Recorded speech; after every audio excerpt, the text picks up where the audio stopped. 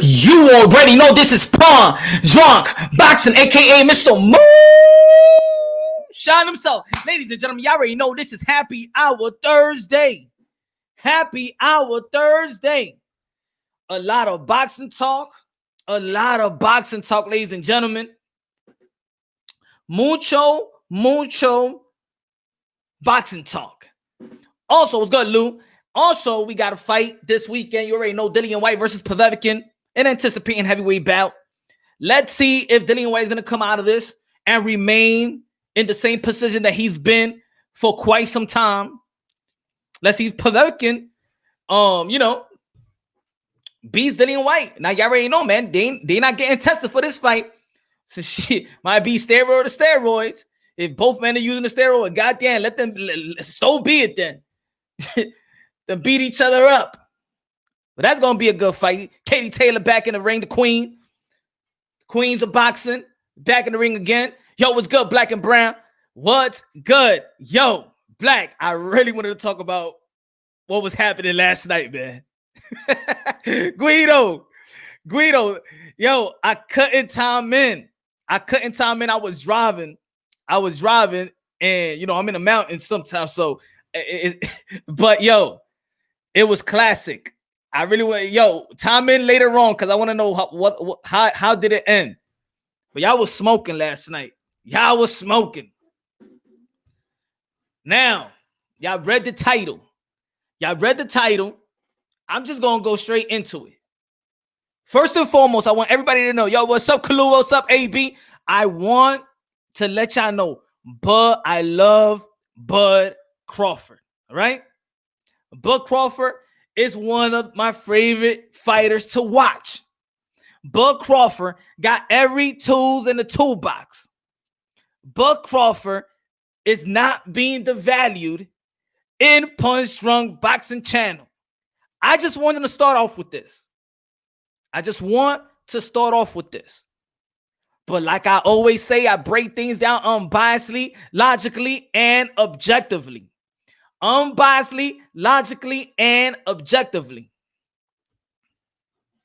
It is not a secret that we want to see Bud Crawford fight a legitimate elite opponent in 147 pounds. Regardless if you're a Bud Crawford fan or a Bud Crawford hater, that is what you want. If you don't want that, you're a liar. Pinocchio. I'm a real boy. You a liar if you don't want the same thing. Haters of Bud Crawford and supporters of Bud Crawford want the same exact thing for Bud Crawford at this stage of his career. Everyone smash the like. Tell them, Kahlua, smash the like button. Smash the like button, y'all. Yo, again, and I'm gonna start it off slow, man. Yo, what's good, Seth? What's good? Glad everyone is here. Yo, I'm gonna start it off slow.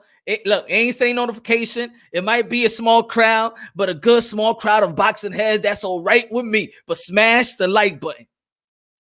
Ladies and gentlemen, again, I'm gonna say it again.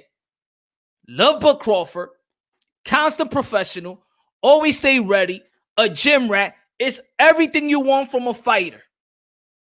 Always carry that six-pack, no matter if he's contractual to fight or not. It's a fighter's fighter. When it comes to staying prepared, being professional about it, outside of the ring, not getting in trouble. Got in trouble like several years ago, but good father, good representation of a father doing this thing, wifey there, just a great family man. I'm just setting the table up. Yo, what's good, Glenn? What's good, Evil? What's good, that guy? What's good? Both them guys look. So now let's get down and dirty with the $10 million that Bo Mac Trainer came out with. Bob Arum, y'all already know that Keith Von Tom Thurman called Bud Crawford out, in which a lot of people feel Keith Von Tom Thurman was bluffing, right? Crawford-Thurman comes in and out. You know, he disappears. He does interview, and you don't really know what Crawford-Thurman wants. Let's be all fair about it, right? We don't know if he's prepared. We don't know what he really wants. Sometimes we have all these type of narratives when it comes to Crawford-Thurman. Yet, what we know exactly about Crawford-Thurman that is factual is he's game. Just look at his resume. Just look at his resume. Also, we know that the PBC welterweights in the elite level has been fighting one another. Again, like I said in my live shows and other videos, I'll say it again. I want to set the table so we can have a common understanding on what the hell is going on here, right? Let's go. Smash the like button, ladies and gentlemen. Smash the like button. Now, we got Kell Brook, and he's not even the PBC, but we fought Kell Brook, Earl Spence. We got that. We got Sean Porter, Kell Brook. We got that. Sean Porter, Keith Thurman. We got that. Keith Thurman, Danny Silva Garcia. We got that. Danny Silva Garcia, Sean Porter. We got that. Sean Porter versus Earl Spence. We got that. Ugas versus Sean Porter. We got that. So, and now we're about to get pay-per-view fight. Danny Silva Garcia versus Earl Spence. We about to get that. I'm a real boy. Yep. Right? Now, in all of this, there's a guy that keeps getting this high credit. High credit. Like Bud Crawford. Yet, in 147 pounds, let's not neglect what he did in 140. I'm not talking about 140 pounds. We know what he did in 140. We know what he did with 135. We're not devaluing, discrediting the undisputed. We're not doing that. No. I'm not doing that. And I hope everybody out there shouldn't be doing that as well. Right? We know that. But now we're talking about 147. Now we're talking about dudes at 147 that's been on even the pound for pound list. Now when he was fighting in 140, yes, he accomplished. But none of those opponents was a pound for pound caliber. In 147, we seen Crawford-Thurman been on the pound for pound list before he got injured, was number 4 in a lot of people's list. We got Earl Spence in the pound for pound list. We got Manny Pacquiao on the pound for pound list. Right? So this is the difference between 147 and 140 is 2 different type of leagues, baby. We understand that. Whether you like Bud, whether you don't, we understand that because we're boxing fans. In the end of the day, let's think like boxing fans. Throw your egos to the side. Throw your biasness to the side. We know what we want. We want Bud to face a legitimate 147-pound elite at this stage because his contemporaries in the elite level already facing those type of challenges. They are putting their toolbox up against each other, but yet we're giving this high praise on Bud Crawford, but who has he fought in 147 pounds? Right? Whether you like him, whether you don't, those are the facts. Those are the facts. Now, there has been call-outs, right? There has been call-outs. Fighters call out each other each and every time. The 130 ranked fighter be calling the number 1 dude. Call-outs is nothing. I could call Bud Crawford out. I could call Keith Thurman out. I could call anybody out. In the YouTube circuit, people be calling each other out. They say they're gonna kick his ass. Y'all be fighting. One lives in fucking Oakland. The other one lives in Florida. Y'all be talking among shit about each other. But that's all talk. All talk. Just like at the professional level, just like in the YouTube circuit, in the social media, just like that. It's all talk, right? It's all talk. Yet, when somebody sends a contract or an official offer, when team meets team, when a rep meets the rep, now that's a legitimate call out. I'm going to get to that, Cheese. Let me set the table up. Smash the like button. Let me set the table up. Let Punch Drunk preach. Now, we know in boxing fans do not carry it away when fighters call each other out. Calling out somebody is just a start of marinating a fight, a beginning of building a fight. He throws a name out there. I'm gonna give you an example. Edgar Berlanga, David Benavidez. They was talking amongst each other. I'll fight him. Yeah, I'll fight him. Boom. That's the beginning of the marination, the beginning of a buildup. It's just a call out. That's what it is. Now the fans listen to it. Now we're looking at Edgar Berlanga's next fight. We're looking at David Benavidez' next fight, and we're just thinking about that fight. Let that fight grow. In a year and a half or 2 years, boom, okay, Edgar Berlanga, David Benavidez. But it's not an official call out in which they want to fight each other now. But when the representative sends that offer to another team, that's an official call out in the sport of boxing. It's no more talk. It is real deal. So for the people that felt like Keith Thurman, damn, I don't know, he be bluffing, he be saying this, he be saying that. Once that offer has been done, when his rep reaches the other party, that is an official call out. Keith Thurman made an official call out to Terrence Bud Crawford. Terrence Bud Crawford have talked that he wanted to fight Keith Thurman, but never made that call to Al Heyman. Bob Arum never made that call to Al Heyman to get a Keith Thurman fight. Do you understand, ladies and gentlemen? Was it official call out or what's a clout? In boxing, an official call out is when you send that contract, that offer, and then the negotiation starts. That's business. That is real business. That is a real call out. That's no bullshitting around. Okay, now let's continue. Smash the like button. Let's preach, baby. This is boxing church right now. Damn it. The Bishop Punch Run Boxing. He's preaching today. God damn it. Tell me what you're drinking. Woo! Let's go. Now, I know the fans been frustrated about the PBC side and the Top Rank side, right? We seen the crossing of the streets.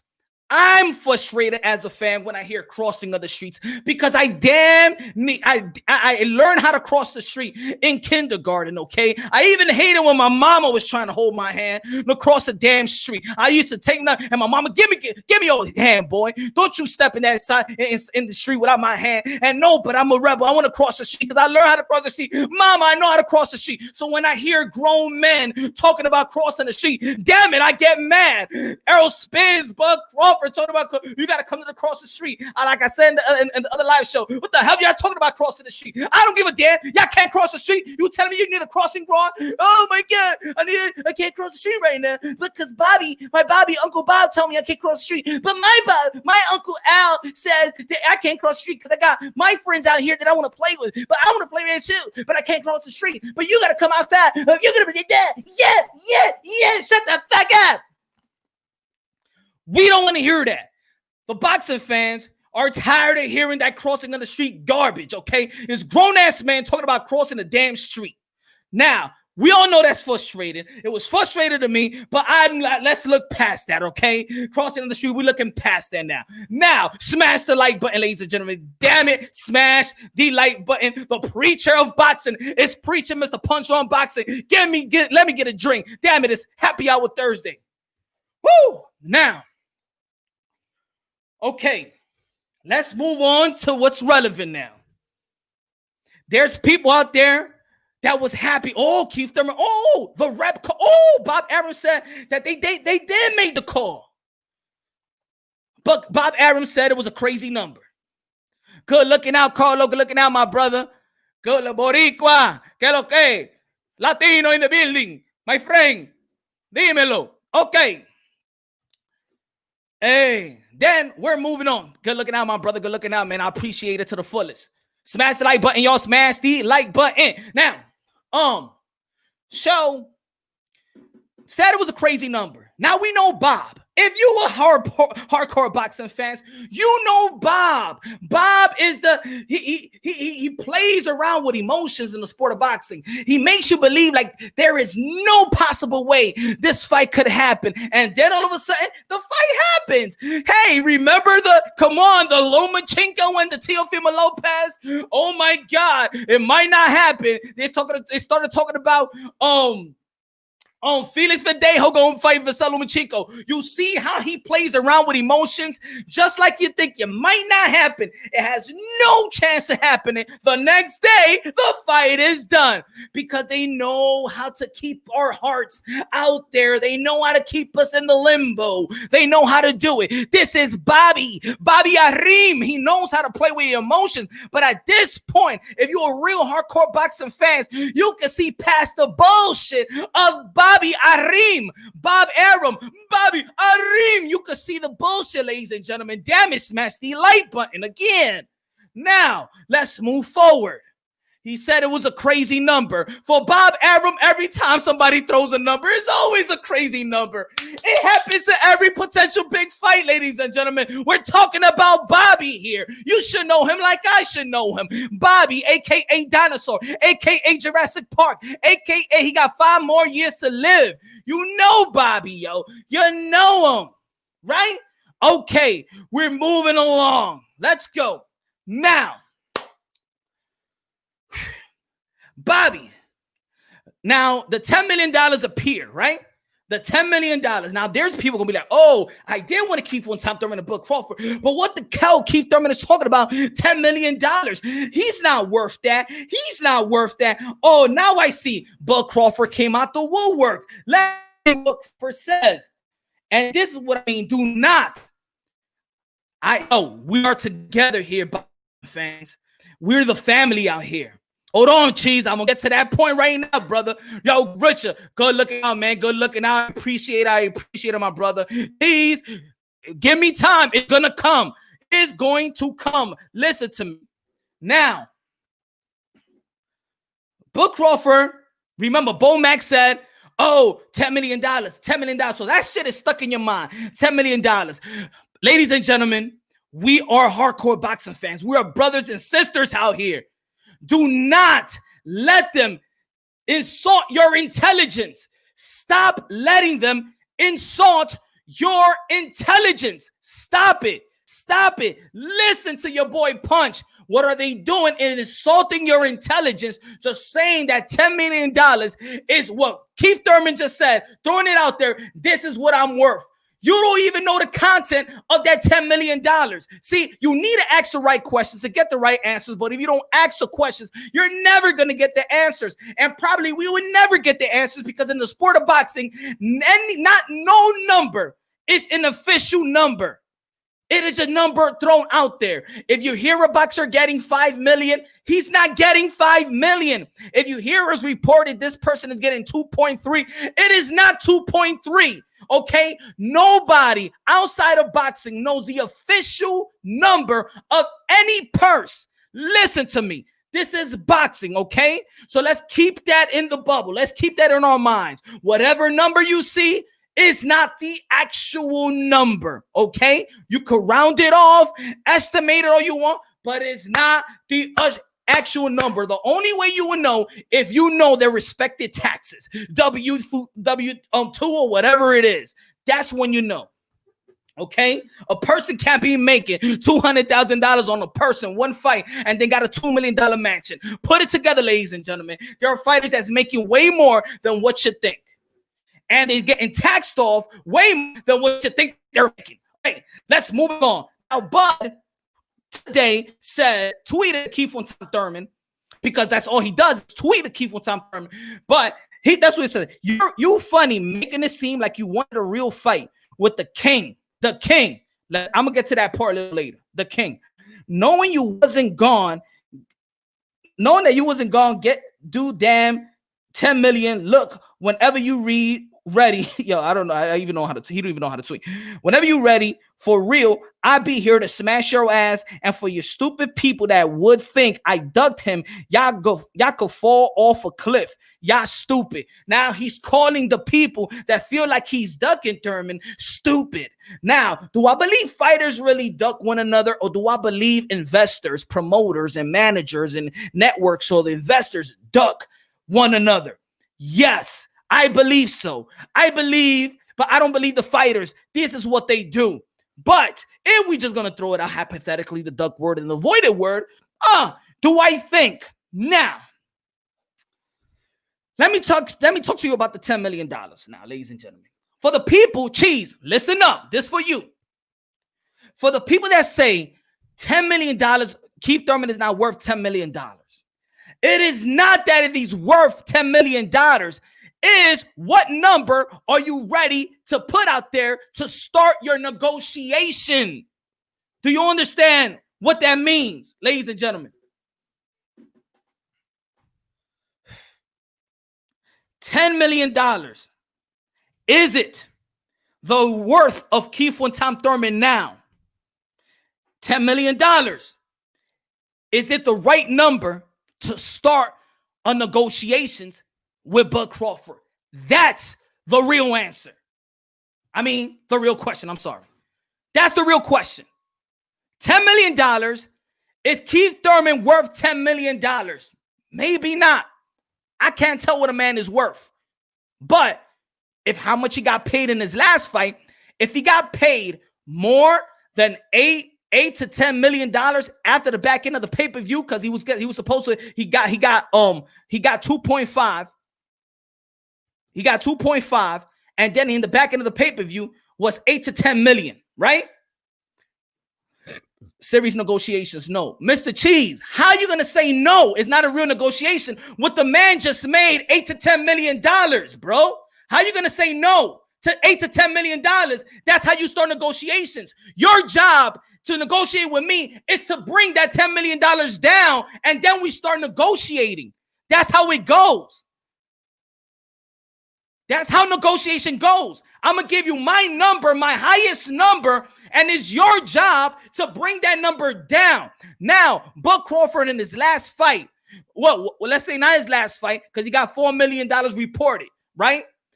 5.5 million that he made in the minimum versus Amir Khan in the pay-per-view event, right? So if that's minimum 5.5 with Amir Khan, he probably made closer also maybe 8. Maybe it wasn't a successful pay-per-view, but Keith-Thurman was a successful pay-per-view. So maybe he probably made $8 million. Bud Crawford and Keith-Thurman in his fight with Manny Pacquiao probably made $8 to $10 million. You get it, right? So now I'm going to a negotiation as a businessman. You think that Keith-Thurman is going to go to the table and say, my number is $5 million to start out with? How my number, how $5 million, $6 million, $7 million, $8 million is my first number I'm going to start out with in negotiations when I made more than that?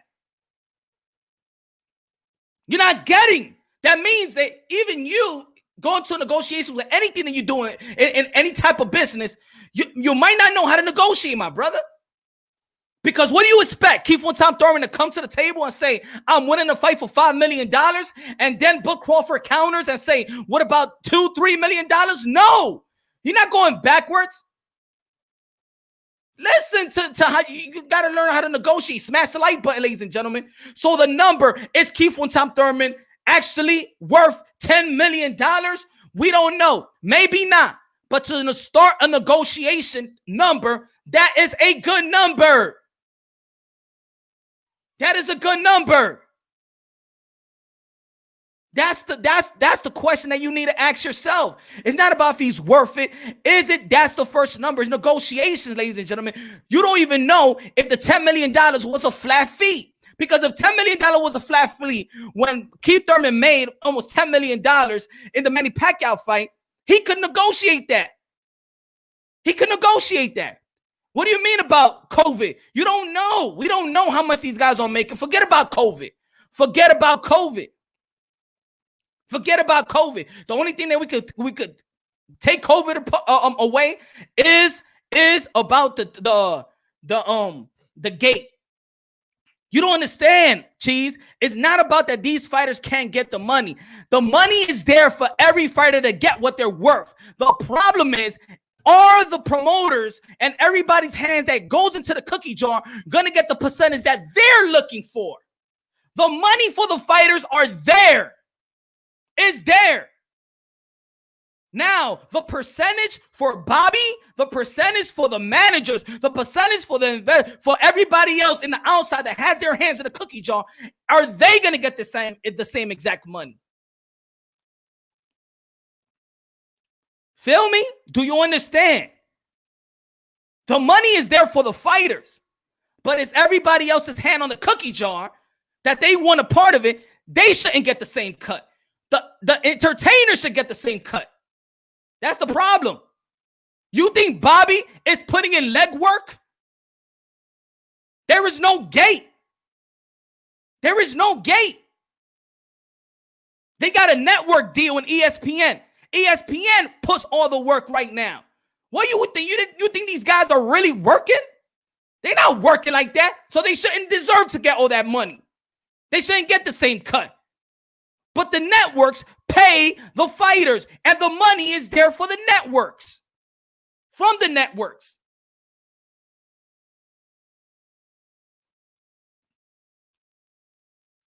So first you got to ask, was that $10 million a flat fee? But we don't know. But we just going, well, Bud Crawford said $10 million. Why won't you think Bud Crawford, the same guy that said he would not take a pay cut. He would not take a pay cut for this COVID. He's the first one to say he would not take a pay cut. So does he really want to fight? Does he really want to negotiate? Maybe he don't want to come down off of his pay. But you know what? Whether you like it or not, whether you like Keith Thurman, whether you love him, whether you hate him, Bud Crawford needs Keith Thurman more than Keith Thurman needs Bud Crawford. We're not asking Keith Thurman to prove us something. We're asking Bud Crawford to prove us something. We're asking Bud Crawford. We want to see Bud Crawford fight an elite because we've seen Keith Thurman do it. We've seen Manny Pacquiao do it. We've seen Earl Spence do it. We've seen Sean Porter do it. We've seen Dennis Garcia do it. We've seen a lot of people in the pound-for-pound list go out there and challenge themselves, except for Bud Crawford. Everybody in the pound-for-pound list have challenged themselves. And his last opponent is damn Mean Machine. And y'all really gonna give him that fucking leeway? Hell no. I don't care. I'm a fucking boxing fan. You think Bud Crawford is putting anything in my damn pocket? Hell no. Y'all gotta stop playing that shit. He ain't putting nothing in your damn pocket. I keep it unbiasedly, logically, and objectively. I ain't gonna be praising Bud Crawford and put him on the pound-for-pound list each and every time the ranking comes out and he's fighting a damn Mean Machine. Who the fuck he's gonna fight next? The meaner machine? Who's going to fight after that? The meanest machine? Get the hell out of here. While these dudes in 147, they putting in work. They putting in work. And for you Bud Crawford fans, stop. Y'all got to call it how y'all see it. Y'all got to call it how y'all see it. Because we all seeing the same thing. Bud Crawford fans, Bud Crawford supporters, Bud Crawford haters, the analysts, the media, independent media, everybody want to see Bud Crawford in the ring with an elite welterweight. So don't enable Bud Crawford. The road comes to an end today. That's it. No more passes for Bud Crawford. I don't want to hear nobody coming up to my channel or telling me about how much he's a pound-for-pound dude he is. I don't give a damn. He got pound-for-pound caliber of skills, but he's not putting up those skills against elites welterweight. And right now, the dude is available, and his name is Keith One-Time Thurman. And you talking about $10 million? Get the fuck out of here. Negotiate. Stop enabling Bud Crawford. We've had it. I'm done with the ESPN narrative of this is the pound-for-pound dude. Oh, and I'm tired of the narrative. Keith One-Time Thurman is not the same when he fought Sean Porter and Dennis Garcia 2017. Put it this way, like I said in the past. PBC, if you're going to spam my channel, I'm going to freeze that up. Don't spam it. I don't give a damn. Ain't no spamming here, bro. Ain't no spamming here. Promote somewhere else, bro. It's boxing, man.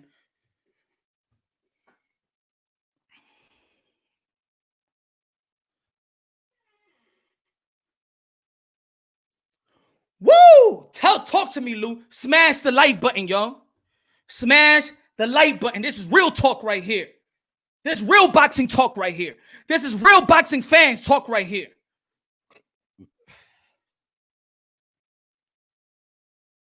At this stage, 32, 33 years old, And y'all gonna come to me and tell me, well, Bud Crawford, he didn't to 10 million. That's a lot of money. That he's not worth that. He's not worth that. I'm gonna tell you like this: Keith-Thurman at this time is actually worth more than Bud Crawford because he put in the numbers. He made pay-per-view. Every pay-per-view Bud Crawford has been in has failed, plummeted, garbage. To the point, ESPN don't even want to pull out the numbers. Let's be honest. Let's be real. Let's be honest. Let's be real. And Bud Crawford cannot sell a lick. He can't sell a lick. Let's be real. And I love Bud Crawford, but I know what I see and I know what I hear. The dude is worthless to even have an interview with the dude because the dude is boring, bro. He can't even promote. That's the reason he can't sell a pay-per-view. Don't tell me that Crawford-Thurman that know how to sell himself and look at his resume. Matter of fact, Keith-Thurman gained more fans losing to Manny Pacquiao than this guy, than Bud Crawford gained fans. He ain't gained fans by beating no damn meat machine. Let's keep it real, bro. We love Bud Crawford. We know what he's capable of doing, man. We know his skills. But don't let them insult your intelligence also.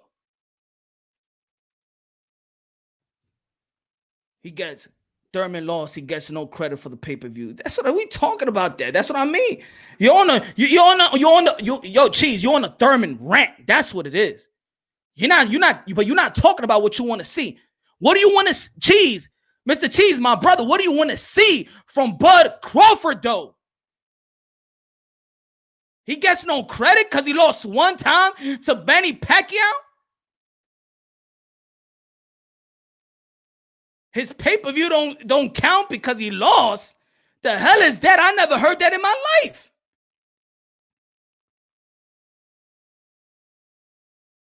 Mr. Cheese, I think that the thing is that you love Bud. I understand. Bud, his skills is something to admire. We all understand that. But his business decision is nothing to admire. I don't admire his business decisions. I don't admire it. Because when you call out for something, your business decisions speak louder than words. And Mr. Cheese and everybody out here that follows and subscribe to the channel, y'all already know, smash the like button. Y'all know that I always say the same thing. Business decisions speak louder than words. So when somebody is calling out somebody, I'm not saying, oh my God, he is ducking because this one called out this one. This one called out this one. I always kept it consistent. I always said every time when you talk about Crawford-Thurman, he always brings up the contract and then the people just hush. They hush. Send the contract. Hashtag send the contract, bud. That's all you should be saying, Mr. Cheese. His fans, his haters, send the damn contract, bro. Who the hell you gonna fight next? Who the hell is Bud Crawford gonna fight next? Don't tell me about this guy. Send $10 million. You negotiate $10 million. That's the top number. You're supposed to bring that top number down. That's the power of negotiating. That's fucking boxing, bro.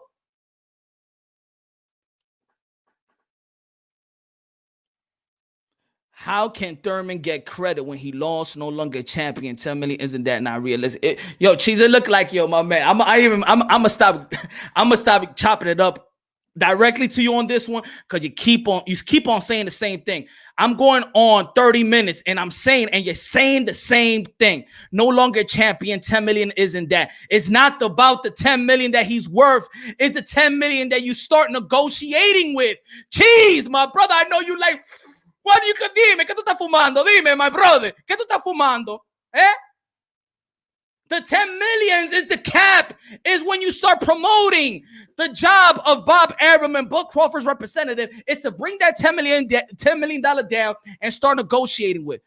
If Thurman made $8 to $10 million after his fight, the number that he needs to start negotiating with is that cap, the money that the purse or the money that he's worth. Your job is to bring it down in negotiations and tell them why $10 million, we can't get it right here. We can't get it there. You don't know how much the investors are putting in. You don't know how much ESPN wants to put in. What I told you about Teofimo Lopez and Vasily Lomachenko. I did a bunch of videos. Everybody, oh man, the fight is not going to happen. And what the hell did I told y'all? I said somebody else got to come up with some money. I said ESPN come up with that money. And what happened? ESPN came up with that money. Do you think they care about COVID-19 and stuff like that? The money is there. The money is there for the fighters. It's everybody's hands on the cookie jar that want a piece of that money, but there's no money for you. That's the problem. These fighters could get paid. It's everybody else that want to get paid the same as well. Don't you think the managers want to get paid the same as well? Don't you think? Huh? Don't you think that? The managers, the advisors, the promoters, the matchmakers, everybody involved. Do you know how many hands in the cookie jar goes into a purse? Are we boxing fans here or what? Do you understand the sport that you're actually loving or paying attention to? It wasn't ESPN saying, all right, we got you. It wasn't. Yes, it was, bro. Loma decided to take a pay cut. Loma never decided to take a pay cut, my brother. You see, you're listening to saying, yo, I have the source, bro. I told you, I've done it live. I got the dude here. What are you talking about a pay cut? Ain't nobody taking a pay cut. Lomachenko was supposed to get guaranteed in his next fight. The money that you see, that 3.2, that 3.4, he was going to get that regardless. Regardless. He was going to get more if there was a pay-per-view fight. And that 3-point thing was going to reach the 7 million. Lomachenko ain't never took no damn cut. Who you got that from, bro? Where you got that from? Yo, Thurman is not asking for Top Rank to pay him straight 10 million. He's asking to negotiate 10. Thank you, man. These guys ain't getting it, bro. These guys ain't getting it. It's easy, bro. It's negotiating. Anytime you're going to go with that high number, and then you bring that number down. You do it. You go to the 99-cent store, and you do that. Come on, man. You never been to a secondhand shop? You never dealt in Harlem and deal with my boys, those Africans that be selling them shirts or them CDs or the colognes, the oil colognes, and be like, yo, my man, I'll pay. Let me get that for $5. He said, no, come on, it's for $10, nah, man, I can't do it. All right, I do $6. How about $7? Nah, man, that's too much. How about, nah, man, how much? How much? 6.5. How much? 6 and 8? 680. 680. All right, 680.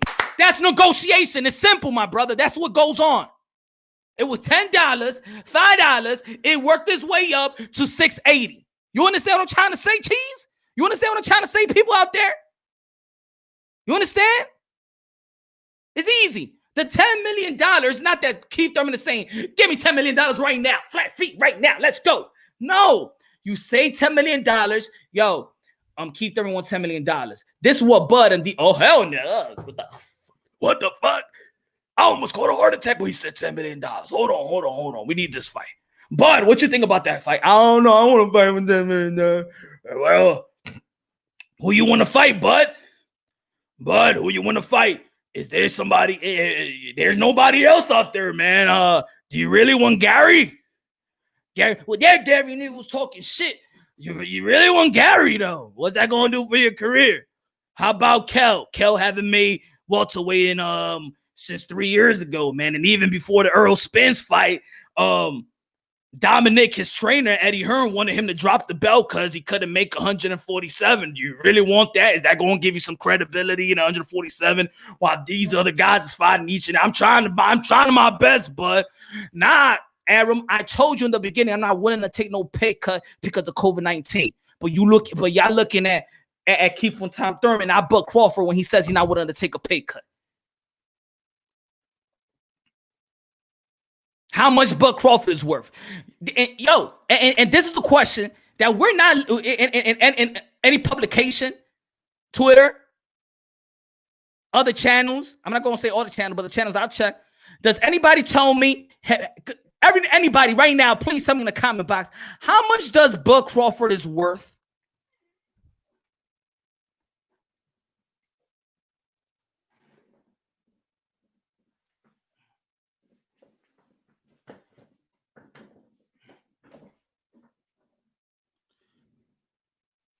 Because since y'all so much about Keith Thurman, 10 million, how much is Bud Crawford's worth?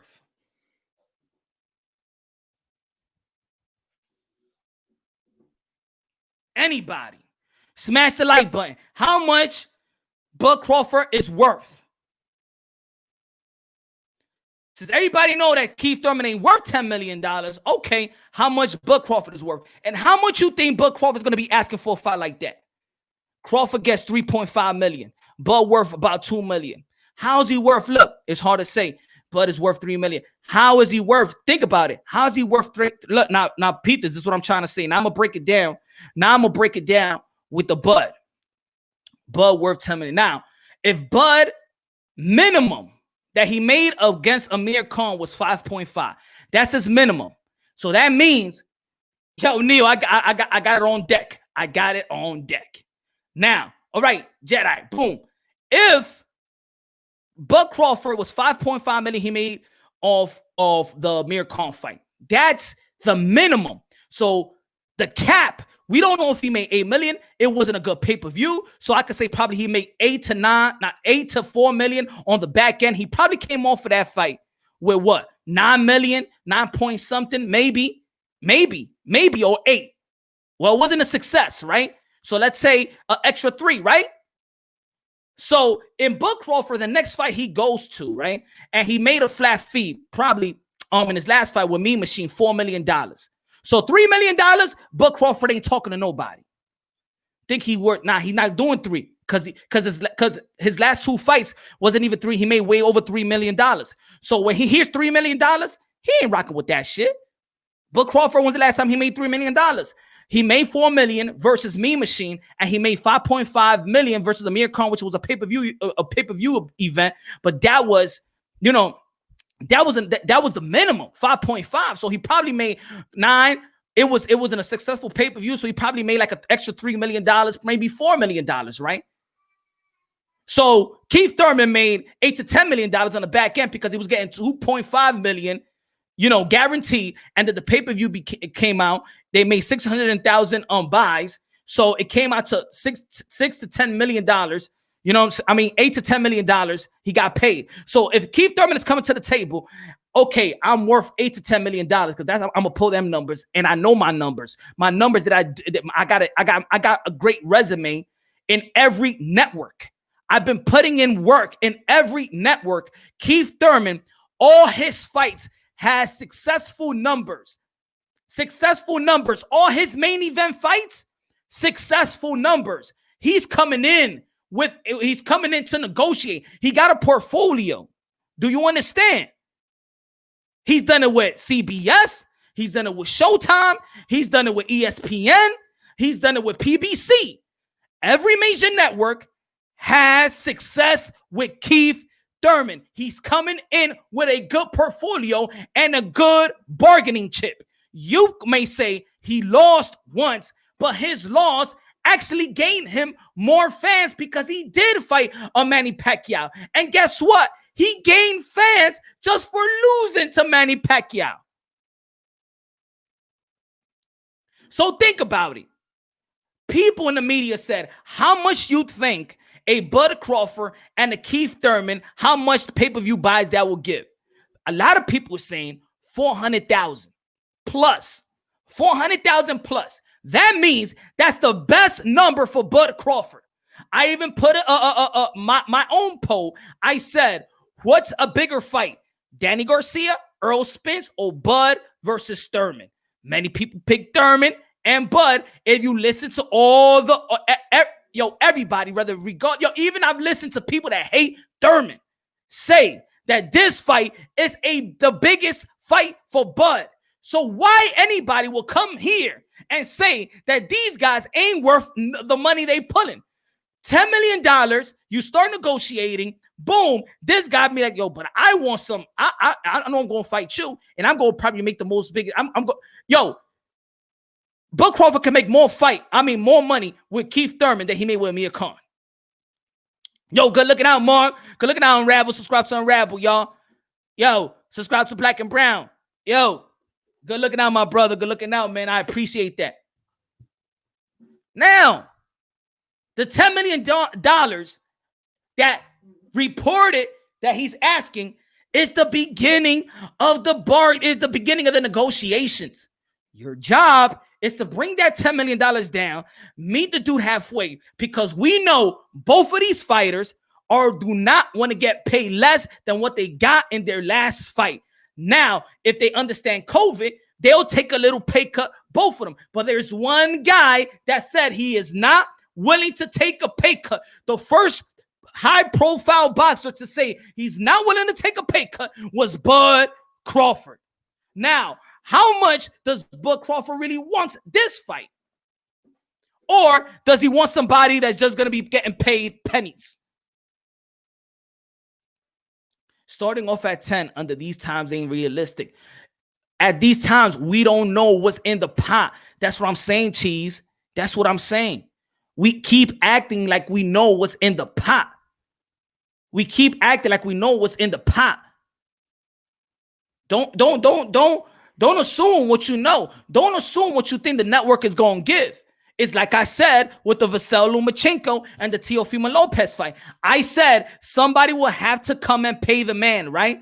What they said, ESPN had to come out of pocket and give more. Do you know why I said that? Because I know for a fact that these people got the money to pay the fighters. The problem is that everybody hands in the cookie jar want the same cut.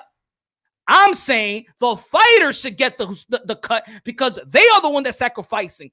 These promoters ain't sacrificing shit. They ain't sacrificing nothing. Don't forget about the money because these guys got network. The networks give them money. Forget about that. Forget about that.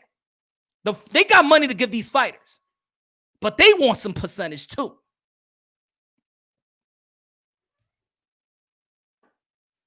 Crawford KO's Thurman. Johnny, what's good?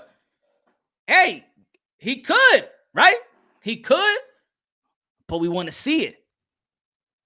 We want to see it. That's all.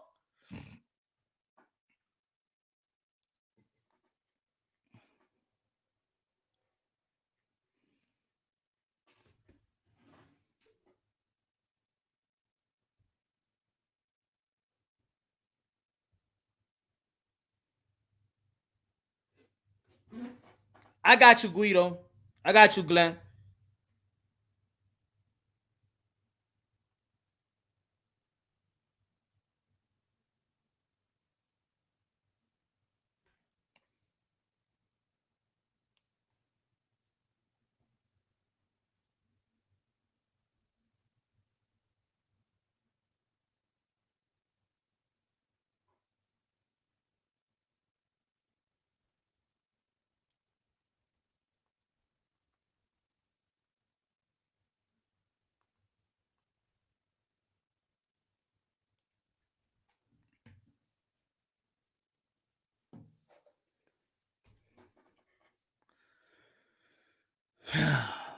Honestly, Crawford has no pay-per-view.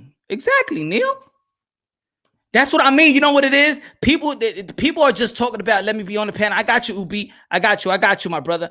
I'm gonna send the link in a minute. And this is all not about discrediting. I know this is not about discrediting on Bud. It's not. But just it's frustrating to the boxing fans. It's frustrating to Bud fans, and it's also frustrating to the guys that don't like Bud. This is something that we want Bud to get. A real challenge at 147. That's all we want. So why are we trying to justify this? What I meant by do not let them insult your intelligence is because this is what they do. They want to shame other fighters. So then the fans get on this fighter. Just so you know, they you know how it is when cartoons they fight one another, and then boom, they fight, and then they in what you call it, the smoke, and then they escape. That's what Bud is doing. Or if you really want to fight with me, why you asking for $10 million? Man, my man, negotiate that. Negotiate.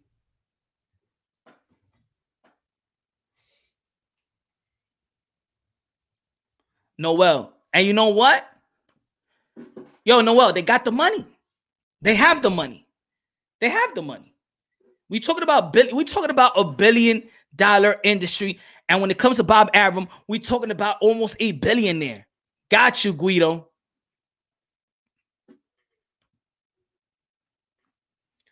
Got you.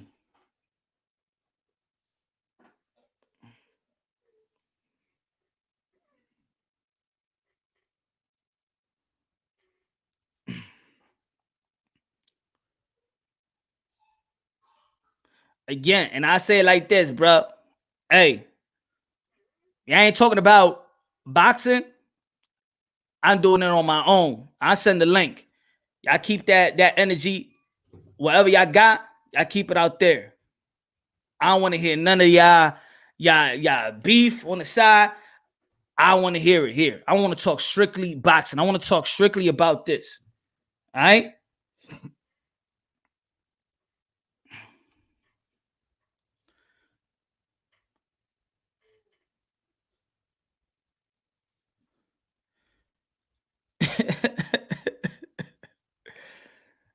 Oh, man.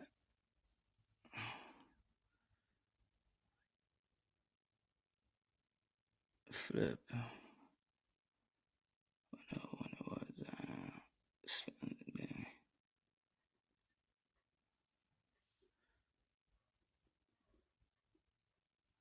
Nah, the light blue is the fake. The light blue is the fake. Get a life, brother. Come on, man. Y'all dudes is coming out with fake, using fake. Yo, y'all some. Whoever doing it, y'all some. Yeah, y'all need pussy, bro. I'm gonna strictly like that. Y'all need, the ones that's using other people's account, y'all strictly need pussies. Either that or y'all just take it in the butthole, I guess. I mean, who does that? Who wastes their time in trying to go into somebody else? Who does that, bro? That's some weird shit. What's good, Jay? Let's go smash the like button. Smash the like button, ladies and gentlemen. So again, I'm not discrediting Bud. I'm not devaluing what he's did in 140. But you know what? It's like I said time and time again. I'm not giving nobody no damn extra credit, bro. I ain't giving nobody no damn extra credit. Why I gotta give somebody damn extra credit? These warriors and gladiators. Warriors and gladiators. I don't need to give them extra credit, but I'm not going to devalue them or discredit them either. And I'm going to leave it like that before I open up I send the link. Look, I like to level shit out. People want to talk about that Daniel Garcia hasn't done too much in the welterweight division, right? That's what they say. He lost to Porter. He lost to Thurman, right? They say Thurman hasn't done that since 2017 when he beat the back-to-back Sean Porter and Daniel Garcia, right? But I'm telling you like this, but Crawford hasn't done anything special since 2017 as well. He hasn't done anything special in 2017 as well. And what Earl Spencer's doing right now, he's going to do what Keith Thurman did 3 years ago. So when it comes to the welterweight division in the elite level, to be honest, ain't nobody really separating anybody. This is a great division. Everybody fighting one another. It's only one guy that gets praised with the ESPN narrative, which is dead to me. That ESPN narrative is dead. If Bud Crawford does not fight an elite welterweight in his next fight, if he fights the meaner machine or the meanest machine, he is no longer in my pound for pound from 1 through 10. He's going to be pound for pound in recess. Just like the WBC like to play that game, I will play the game too. Bud Crawford, if he does not fight Keith one-time Thurman or Manny Pacquiao, I put it like that. He's out my pound for pound rankings and will be on pound for pound on recess. WBC style. Pound for pound on recess. That's Bud Crawford right now. Pound for pound on recess. Do not give me no. I don't want to see Cal. I don't give a damn. Gary Russell Jr. Oh hell no, you ain't gonna be on no pound for pound list. You fight Gary. You ain't no pound for pound to me. Sorry. Now while these guys are challenging themselves, and then people want to talk about, oh, but this guy's better than this one and this guy. Also, he didn't want to fight Sean Porter. So he want to fight Sean Porter. He's saying that, oh, this guy, and he's acting now friendly. You know, right? Too friendly with Earl Spence all of a sudden. And now he don't want to fight Keith Thurman. We already know who's the problem. That's it. It's Bud. Bud do not want to fight. Bud do not want to challenge himself. Or his people do not trust Bud the way we trust. And if anybody's not worth money, ESPN and Bob Arum has figured out something. Damn, we've been losing a lot of money with Bud because the dude can't even crack a good pay-per-view for us. Maybe that's the problem. Maybe that's what it is. Maybe that's what they figured out. Buddy ain't pulling that work for us. He can't even promote himself, man. He can't. I don't know what to do with him, man. I mean, we signed him, man. I thought the extension, but we might look for a buyout. Love Bud, though.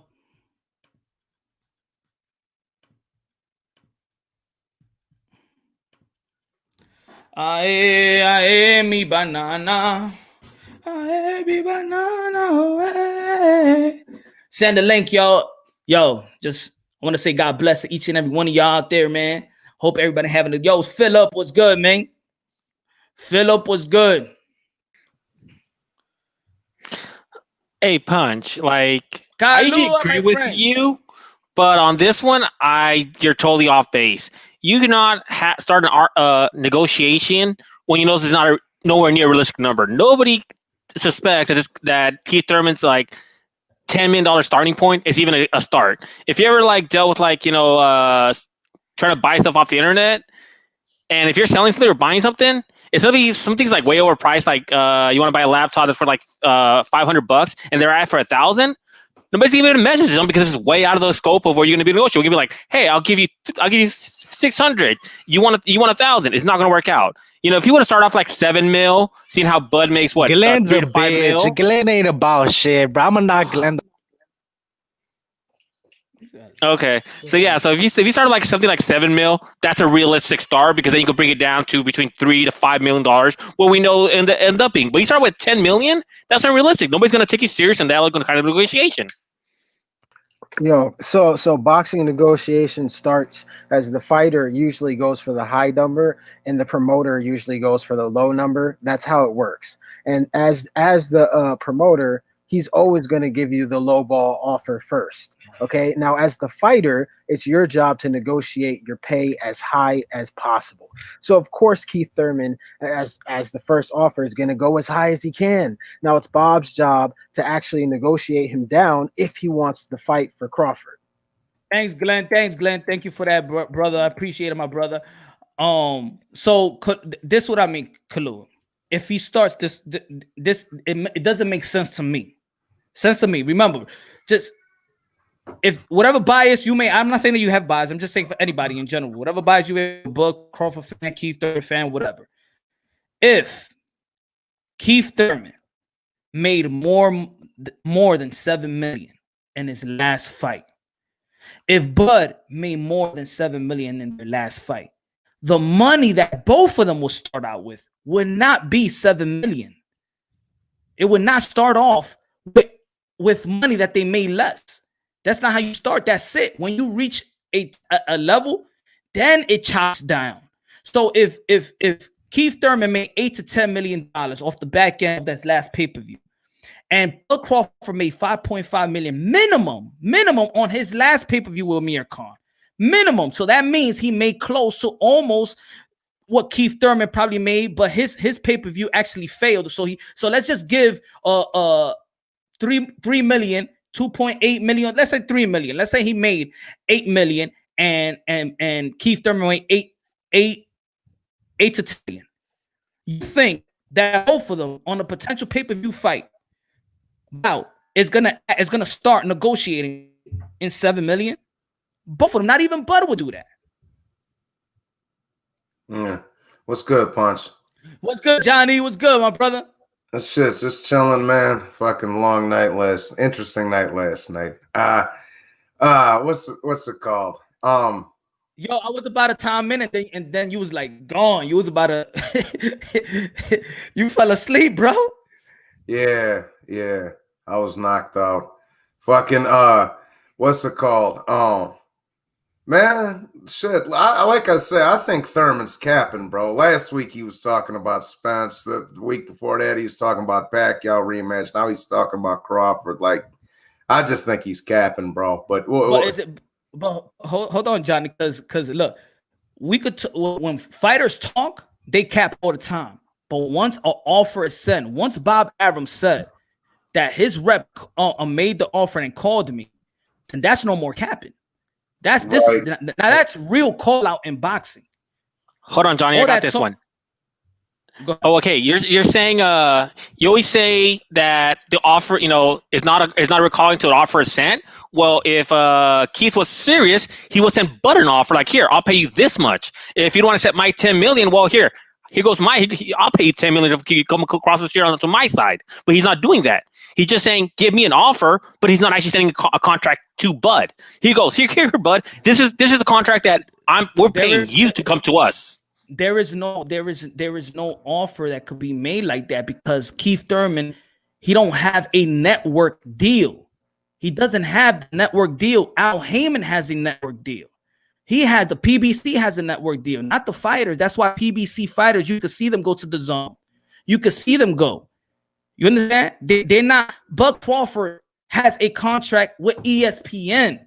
He stays in ESPN. Tyson Fury stays in ESPN when he made that. So he needs to send the offer. This is how much I'm going to get paid because the network is going to have to pay Keith Thurman. Hey, what's up, Punch? How you doing? What's good, man? Hey, man, I'm disappointed in Bud. I want to see this fight, man, because to me, Keith Thurman versus Pacquiao, that was a hell of a fight. I actually thought Keith Thurman won that fight when it was a close fight, but I thought Keith was lighting him up. I know that's most people might not have seen it that way, but that's how I saw it. Nobody that's saw one it of the that way judges except saw for it. you. And hey, keep your mouth shut, Johnny boy. Stop trying to. Hey, none of that here, bro. Man. We're talking straight boxing. Straight boxing, yeah, exactly. Man. Straight boxing. That's what I'm telling him, man. Talk to me. Talk to me. Yeah. So I want to see this fight, man. Crawford, he's tucking his tail and he's running, man. He's been doing that, and he's keeping on doing that, man. No more excuses for this guy, man. The only people who I see hating on Keith, channels who clearly hate PBC fighters. Yo, and you know what my other issue is? Like, I hear this talk of Kell Brook, but like for Earl Spence, and I'm a big Crawford fan, so I didn't really, he was coming. Kell Brook was coming down in weight, just took an L to Golovkin, and I didn't give Earl Spence as much credit for that win. So am I supposed to give fucking Crawford credit for that win years later? You know what I'm saying? That I don't even know why Kell Brook's even in the discussion. That's my thing. And out of Kell Brook and Keith Thurman, you need to go with Keith Thurman. Like, let's be real. Bud needs a fucking name, bro. He needs a name. And that's what I mean. As a Bud supporter or Bud hater, everybody's on deck. Everybody's on deck. Bud Crawford needs Keith Thurman. And I'm gonna say like this. Maybe people gonna disagree with me, but Bud Crawford right now needs Keith Thurman more than Keith Thurman needs Bud. Yeah. I mean, the bottom line is this, dog. I've been saying the same shit. I'm a big a Crawford guy, but you got to fight somebody, bro. What's that say? You got to fucking fight somebody. That's it, bro. That's it. And that's it. That's how it is. And it's just like, just 4 or 5 days ago, The whole boxing world was what's good, Lisa? Was arguing, debating. Oh, Teofimo Lopez is taking this, taking that. And I said, the money's gonna have to come from ESPN. Remember, I did the video. I'm under the table. Whoever saw it, I'm doing the video under the table. And I said the money would have to come under the table by somebody. What the Teofimo Lopez said yesterday in his interview, what I said throughout the week, he said ESPN came through because ESPN got the money. That's why. So okay. So if Bud, look, both of these fighters should not get paid less than $5 million for this fight. Okay, multiple stuff could be true at the same time. One could be that Keith is not negotiating bad faith. He started with a ridiculous number that nobody's going to give him. Nobody knows. It doesn't give you a starting point. And two, that Bud's going to have to be dropped out of the top 10 of pound for pound because he hasn't beat anybody in 3 years. So both need to be true at the same time. Keith Thurman is making pricing himself out, is not negotiating in good faith because $10 million is ridiculous. Nobody, everybody knows it's a ridiculous number. He should have started with a realistic number, or he should send a counteroffer. You say that what's it called? Thurman doesn't not with the network. That's fine, but Al Heyman is. All right, he fights for Al Heyman. So Al Heyman could talk to Fox. Okay, we want this fight. Here goes some money for this fight, but they're not doing that. Yo, you gotta understand. He is hooked on a contract. Bud is hooked on ESPN. The fight will happen on ESPN, just like Wilder and Fury. It will happen on ESPN. So it's not about Fox. How Fox is gonna give the money to Bud or Fox is not gonna even be into this deal. Hey, but let's be real here. Keith Thurman is the A side. Real quick. Yeah, because that's what I was going to say, L-Dog. Because basically, Kalu was saying that Bud would then be the B side to Keith Thurman and go where he's at. That's what you're saying, Kalu, right? That's pretty much what I'm saying. If Bud's really, if Keith Thurman is really serious about wanting this fight, he'll give an offer to Bud. And guess what? Bud would negotiate with ESPN on a temporary buyout to be able to get this fight. I'm glad you said that. Now, with that being said, do you think Bob would allow that? If what's his name? Bob doesn't want to put the money, somebody's gonna have to. So but again, it'd be Bob and Crawford's side that is fucking up the deal, right? It wouldn't be.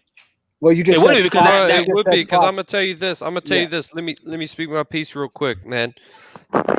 Terrence Crawford is the B side to everyone at welterweight, pretty much. The PBC fighters have been getting the big fights, bro. They've been getting the big fights, man. We saw, in my eyes, defeat Pacquiao in a mega fight, bro. No one's talking about Bud, bro. No one cares about Meme Machine, bro. I'm an Eastern European fanboy, and I had never even heard of this dude. I still don't know his name to this day. I want to see. So Terrence Crawford, he really got to bow down to Al Heyman and sign with the PBC. I don't think no man should bow down to anybody, but I do feel like there has to be some understanding here. And like I said, for both of these fighters, I don't think both of these fighters don't deserve less than $5 million if they're gonna fight one another. I do believe that that if they fight, that pay-per-view fight will make $400,000, especially if everybody gonna be home, like everybody's saying with the coronavirus, everybody gonna be home, blah blah blah. Yeah, right. This fight will make $400 million. Facts, so the because Keith chip, is exciting. Exactly. Yeah. So with the bargaining chip that Keith Thurman is coming, he's coming in with, hey, you're gonna fight me, and this is gonna be your first time you're gonna have a successful pay-per-view. You're going to make more money with me, and you're going to have more notoriety. You're going to have more exposure fighting me than you did with Amir Khan or you did with anybody else.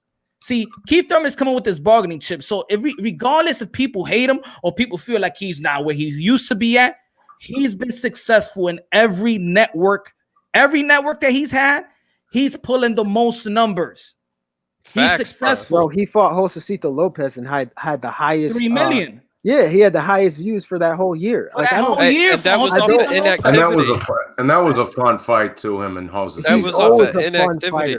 You should see the numbers he does on free TV, bro. He was doing like 5 million at his peak, bro. That's unprecedented. Keith Thurman, say what you want about him. He is exciting. Exactly. He's got the credentials. He can talk, man. He's got the charisma.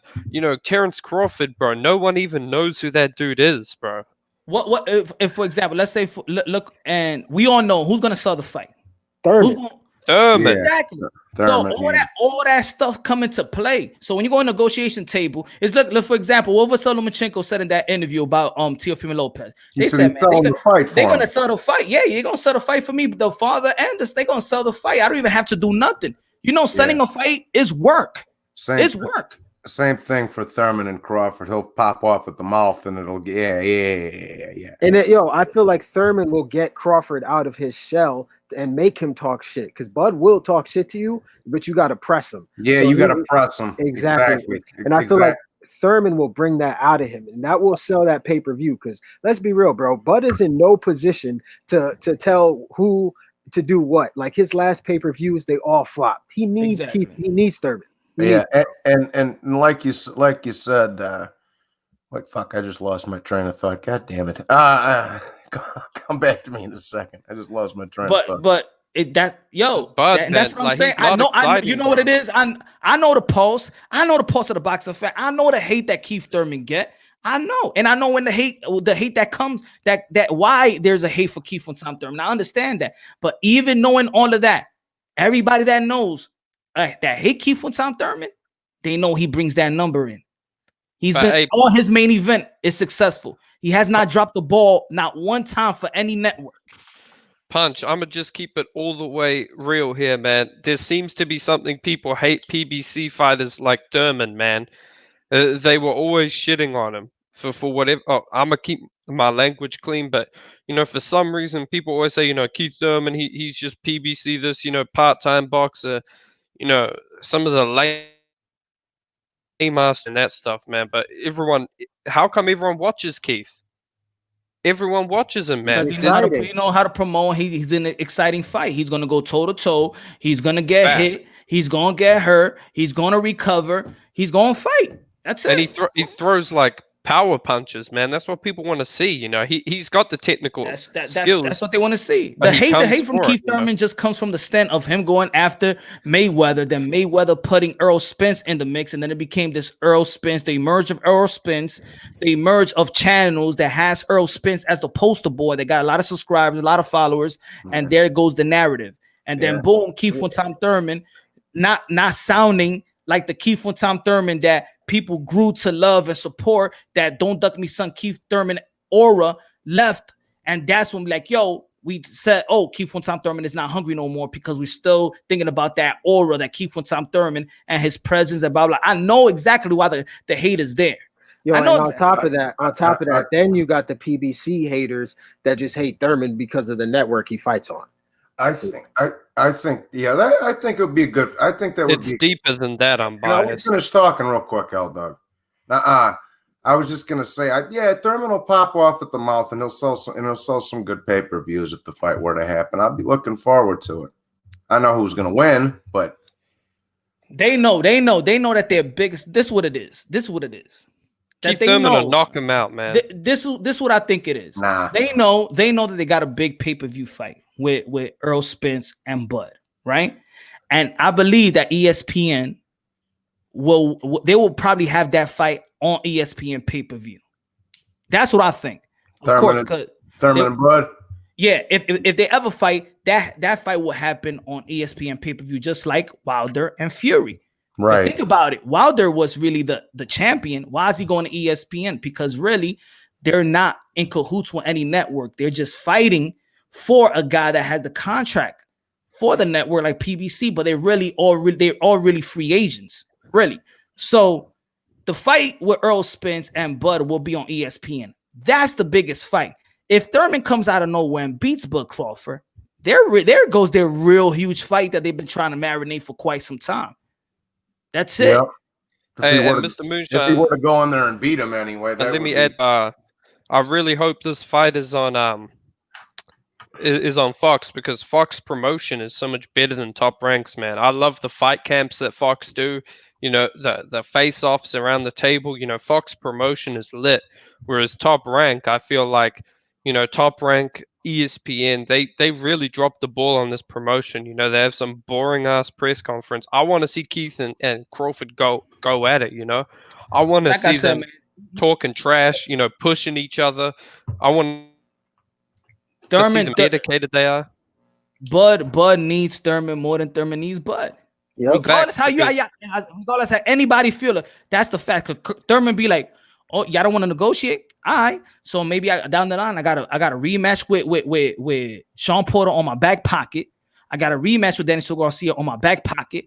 I got a rematch with Manny Pacquiao. Maybe it could happen. He don't got that on his back pocket, but for sure he got a Sean Porter rematch in his back pocket. Like, who wouldn't want to see Sean Porter Thurman too? Yeah, the first one was great. That first one was great, man. Thurman, that was a fight of the year contender that year. What was it, 2015 when they fought, something like that? 2016. 2016, yeah, that was a very, very close fight right there, Thurman. And you know what I used to say, Johnny, back then? I said, yo, if both of these guys loses again, they got that rematch in their back pocket. Because even that said they down the line, they got no more fights. That said is the last fight of their career. Everybody gonna watch that fight because everybody gonna remember the first fight they had. And in my opinion, that Thurman and Porter fight kind of elevated them both too, bro, because it was such a great fight and it was very, very close on top, regardless of who you had won, and it was close, So exactly. Hey, and don't forget also, Sean Porter and Earl Spence. Yeah, another great fight. I think Porter deserve a rematch on that one too. Yeah. Yo, at the end of the day, it really is looking like Bud should have signed with PBC, bro. Like at first, you know what I'm saying? I didn't really want to say it, and I was hesitant because you had hope. Like, all right, yeah, he could possibly make those fights, but it's looking like he should have signed with them because right now we could see what the problem is, and in my opinion, I think it is Bob holding him back from making those fights because he doesn't want to spend the bread on Bud. That's what it looks like for majority of his career to get him those big fights. Do you think that he believes his hype? Because think about it, when you got Andre Ward telling you you're the best fighter in the world, and you got Floyd Mayweather telling you the best fighter of the world, you feel like you're actually really the A side when you're actually not. I put heavyweights on my pound for pound list. So for me, Crawford's like 7th pound for pound. Dogs will say, yeah, straight up. Yo, like think about it. So look at the tweet when he says to Thurman, he goes, you're funny making it seem like you wanted a real fight with the king. The king of what? Like I never considered Bud Crawford no type of king. Or not in this. How could he be the king at 147? Who would he beat up there yet? Exactly. And you know what? Also, you know what I've been also thinking about? I heard this once and I'm like, you know what? It's true. Like, that's not fair that these guys are fighting one another and beating the hell out of each other and getting them L's, but actually challenge themselves. And then Bud Crawford going to come out of nowhere and fight the best of the PBC. Let's say that Earl Spence. He need to put in that work too. He need to come fight these guys too. He need to fight that Daniel Garcia, Sean Porter, or Ugas. He need to go fight them too. The only thing you can say Crawford was ever king of was 140. And when he got undisputed at 140, that was literally the worst undisputed run in boxing history. I don't care what nobody has to say. I'm with you. Sometimes I don't like calling these guys bums, but Ndangu sucks. Okay, get the fuck out of here with that. Okay. I feel you. I feel you know that. What I'm saying? But you know what? I don't want to be shitting on nobody, but let's keep it real. Okay, Postal was a good win. That was an okay win. That was it, bro. Get the fuck out of here. You know what I said was because I don't. That's undisputed. I don't want to devalue undisputed because it will contradict how I feel about this Dillian White, Anthony Joshua, Tyson Fury ordeal. And I get that. Yeah. But this is what I could say that doesn't really devalue anything. Bud Crawford, yes, became undisputed, but he never fought anybody on the pound for pound list to be regarded as a pound for pound king, with other guys in the pound for pound list that have fought other guys on the pound for pound list. I'm gonna tell you this. That's a tough one. Terrence Crawford cannot be a king because a king needs followers. Bud has no fans. The only people who claim to be fans of Bud are just Errol Spence haters. That's Bud's only supporters are Errol Spence haters. Now, Bud got supreme style. He got supreme tools. Nobody that love boxing could question his toolbox. His skills is elite. The problem is we want to see those skills versus an elite fighter in their prime, especially now in 147 pounds. Because if people are going to compare the Earl Spence of the world and the Thurman or the Manny or the or Garcia or Porter,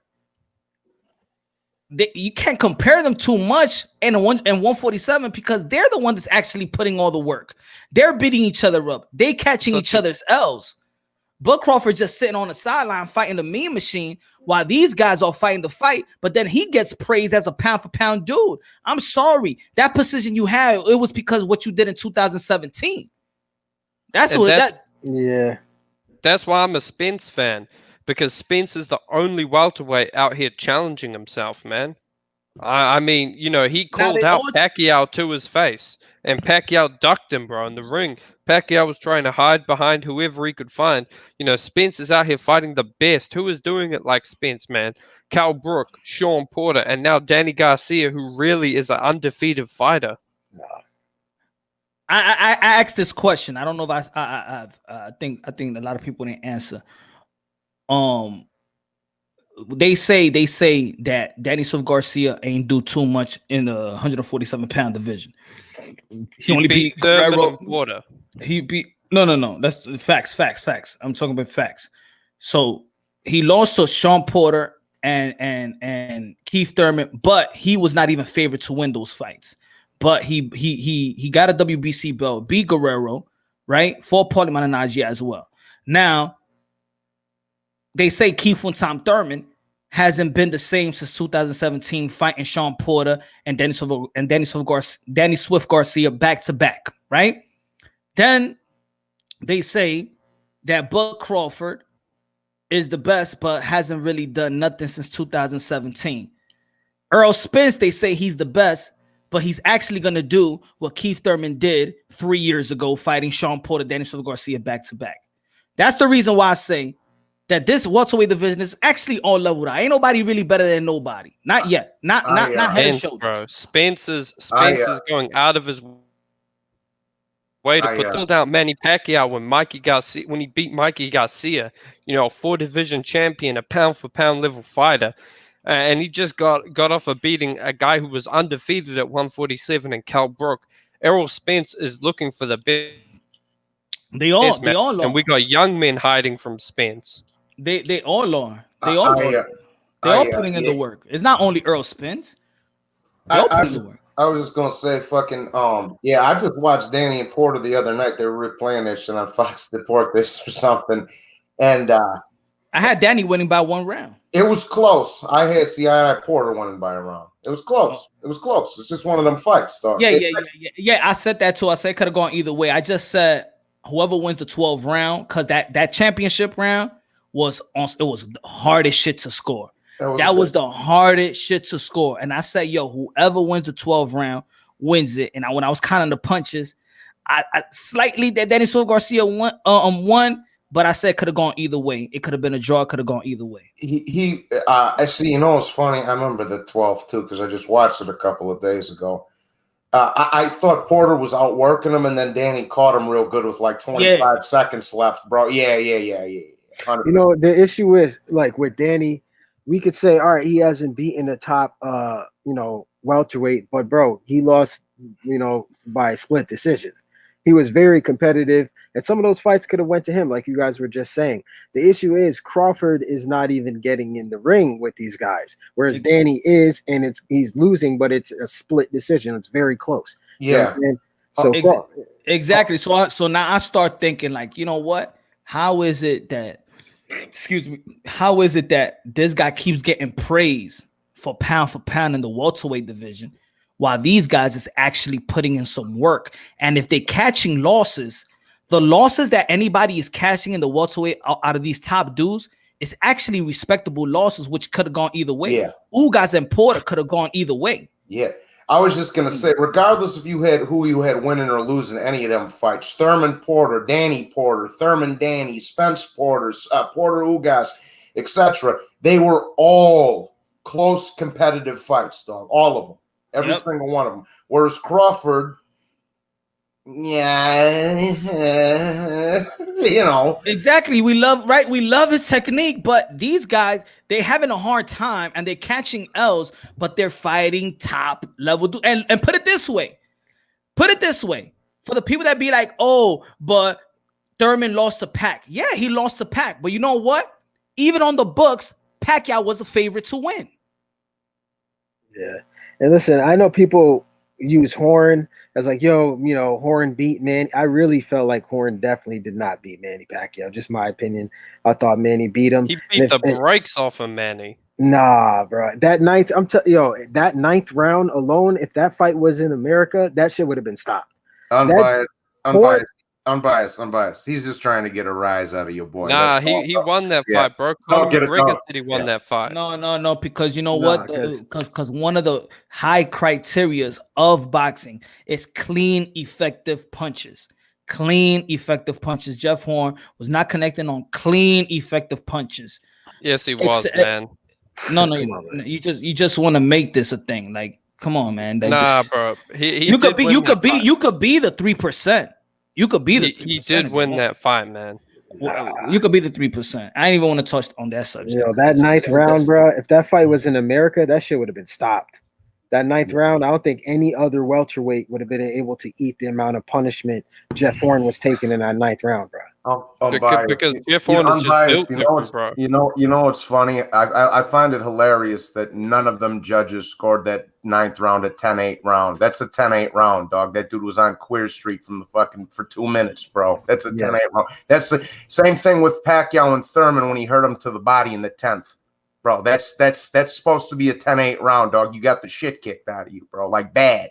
That's a 10-8 round, bro. People don't even know how to score anymore, dog. I swear. People don't even know how to score fights correctly no more. It's pretty funny. Hey, look at this. Buddy Aces, Omar, shout out to you guys. Mexican Fight Fat, these people say that Horn won. So I mean, obviously, I'm not alone. It was a hell of a fight. I know your crew, but you know what? Sometimes, or probably most of the time, when we're dealing about boxing, just understand there's other people also watching that probably see us and see other channels credible as boxing heads and boxing fans. So when you say things like that, you lose a lot of credibility, L-Dog. Oh, come on, man. Just think about no, forget about me and forget about anybody in the panel. Just think about you. Think about your credibility right now, because you don't know who's listening. You don't know who's listening. You don't know if anybody see anybody out here, but I want to hire this dude. This guy knows boxing. Matter of fact, I'm gonna throw this guy a couple of G's to do some boxing sporting event. You never know who's looking. I'm gonna start telling people that you never know who's looking. Good looking out, Ronald. What's good, my brother, man? You never know who's looking. So, there's sometimes to have fun. There's sometimes to talk about real boxing. Let's talk about real boxing. Well, I'm going to say this. I may be biased because I am a fan of the Hornet. I have been a fan of the Hornet since day one. That's my guy. I thought he did beat Pacquiao 7 rounds to 5. Okay. So you cleared it out. You were biased. So I understand you now. Good. Let's move on. So with the Bud, that's how I feel, man. No more passes for Bud. No more passes. I love Bud, but no more passes, man. I'm in the same same 33 boat. years old. I'm sorry, Punch. Go ahead. No, go ahead. I was just gonna say he's 33 years old this upcoming month. Yeah, I mean, and let's keep it real, bro. How many more good years in the ring do you got when you're 33? He's got one or 30, or was he about to be 33? 33 September, I think September 28th, because his birthday. I know it's got to be September 28th because his birthday lands on the same day that Porter and Spence fall last year. When you get that's when all the great fighters start to slip around that age. 33, 34, 35. That's when they all look at Marvin Hagler, Alexis Arguello, Eric Morales, all them boys, bro. But you know why I would say probably not with Bud is because he never went through real punishment. See, these guys, you see like Oscar de la Hoya. At the age 33, 34, we know that's it, it's done. But he was going to war with Ike Cortez. He's going to war with Mosley. He's going to war with dudes. So he doesn't got the wear and tear on him, is what you say. Yeah, Bud don't got the wear and tear. Punch, it's really looking like, people used to say this maybe like 2 years ago that Bud is just waiting for that mega fight with Spence, and he wants Spence to do all the legwork, and he could get the big fight. And it's starting to look like that. It really is, because the guys he's fighting, we're not really holding to high regard at 147. You know what I'm saying? And this is why I'm saying he needs this Thurman fight to put an imprint on his legacy, and not only that, just his run at 147. Yeah, because it's not looking too good, man. Yeah, to be honest, I just ain't like his tweet, bro. That right there tells me that you ain't even trying to go to a negotiation table. You're just going off of what your trainer said. And then when I'm trying to put all the puzzle, the pieces together, I said it last year. What did Bomac said when they asked him who you think who give Bud Crawford the most problem? He said Keith Thurman, because his footwork and he's unpredictable. So maybe Bomac don't want that either. I don't know. Somebody don't want that work. I don't think it's coming from the PBC side. I think Bud wins the fight. That's just my personal opinion. However, he could get clipped. He got knocked down by Mean Machine, bro. He got knocked out by Mean Machine. He could definitely get clipped in that fight. You know what I'm saying? I'm not going to say he's just going to wash him. He could definitely get clipped in that fight, and then it could all go downhill from right there. So, but it's like I said the other day. Like I said on the other day, I said I don't discredit it or try to. I'm not that type to be like, oh man, this guy exposed this person. He exposed because he got clipped. Because we know Bud, when he does get clipped, when he does get hurt, this dude turned into a fighter. He throws all that boxing shit out there. Now he in the street. Yeah, now, that might but hurt that him. wouldn't be good against Thurman, man, because that's Thurman's type of fight, man. When you're throwing haymakers, when you're throwing those knockout punches, man, Thurman will piece him up and break him to pieces. Yeah, but also Thurman is the same way in different fights. He's the same way. When he gets you hurt, he's kind of wild. Yeah, I agree with unbiased. I favored Crawford to win the fight by stoppage, actually, but Bud will have his hands full though. I think for sure. I think both of these guys it'll be an ultimate chess match, because just the base off the footwork, like these dudes Thurman could punch going backwards. This guy could switch. I've seen Thurman switch when he knocked down Bundu in the first round. He switched to southpaw. I seen both of these guys switch.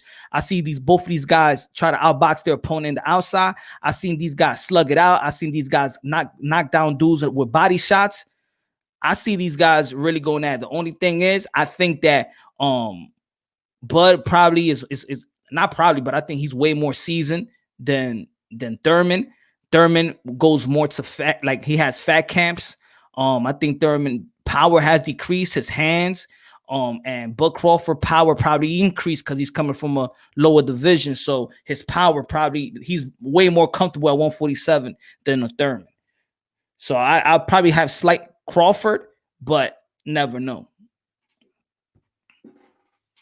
Yeah, that's what I'm saying. I agree. Yeah, man. What y'all think about the fight this weekend? Y'all think Povetkin is gonna upset Dillian White? I hope so. Hey, I'm out of here, Punch. I gotta jump. All right, man. Man, right. Shout out to you and Unbiased, man. And fuck Johnny Boy. Yeah. Anyways. Yo, what the hell is what the hell is going on yesterday, man? What the hell is going on? Oh, shit. These boys, listen, bro. These boys got pictures of me on their dartboards. You understand me? They got pictures of your boy on the dartboard. You know what I'm saying? Man. You going live later? Who, me? Yeah. I don't know. Maybe. Nah. Because yesterday, remember I asked you, I said, you going live later? You said, nah, I'm done for the day. And you went live after. Yeah, I don't really remember. I don't know. I don't really remember. I don't even remember, bro. But what's it called? We did some fucking. A bunch of people had some streams last night. It was pretty pretty fucking colorful. I'll tell you that. That ride on the highway last night was funny. Yeah, that's true. Dog. Yeah, bro. I had a. It was an interest. That was a fun night. But anyways, yeah. Yo, I was like, yo, play that. You see the message. I was like, yo, play that AC/DC. I was like, yo, turn that shit off. They're gonna flag you, man. I said, yo, but at least play that AC/DC for me. Yeah, bro, man, these dudes, I don't give a fuck. If I feel like listening to the tunes, I'm just playing them. Shit. I don't give a fuck. What are you getting mad at me because I'm playing some song from fucking 1997? Get the fuck out of here. Come on. France. Oh, yeah, Johnny was loud, drunk, and picking fights. Yo, Dragon, what's good? Carlo, what's good? Oh, hold on. I'll send it. Yo, so you happy about that Luke and Ryan? Ooh. Oh yeah. I'm looking forward to that. I'll be looking forward to that one. I think it's a good fight. I give Campbell the edges because he's got more experience under his belt, but it should be a fun fight. I know you don't. I know you're not a Ryan Garcia fan. But this fight is going to be happening, right? Teofimo Lopez, Loma's going to be happening. Javante and Leo's happening already.